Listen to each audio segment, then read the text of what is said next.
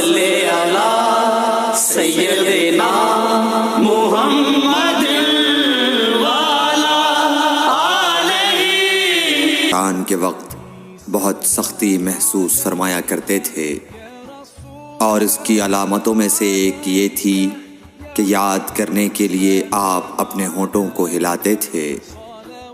ابن عباس رضی اللہ تعالیٰ عنہ نے کہا، میں اپنے ہونٹوں کو ہلاتا ہوں جس طرح آپ ہلاتے تھے۔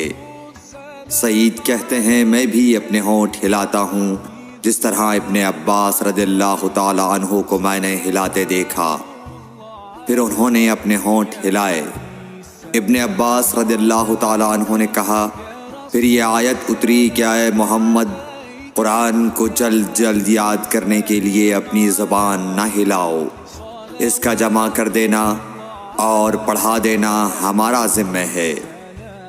حضرت ابن عباس رضی اللہ تعالیٰ عنہ کہتے ہیں، یعنی قرآن آپ صلی اللہ علیہ وآلہ وسلم کے دل میں جمع دینا اور پڑھا دینا ہمارے ذمہ ہے۔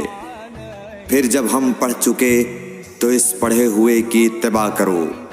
ابن عباس رضی اللہ تعالیٰ عنہ فرماتے ہیں، اس کا مطلب یہ ہے آپ اس کو خاموشی کے ساتھ سنتے رہو، اس کے بعد مطلب سمجھا دینا ہمارے ذمہ ہے۔ پھر یقیناً یہ ہماری ذمہ داری ہے کہ آپ اس کو پڑھو، یعنی اس کو محفوظ کر سکو۔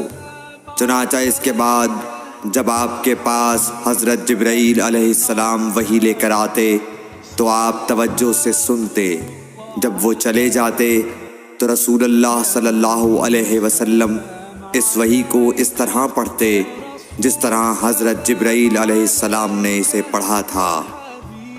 صحیح بخاری حدیث نمبر 5۔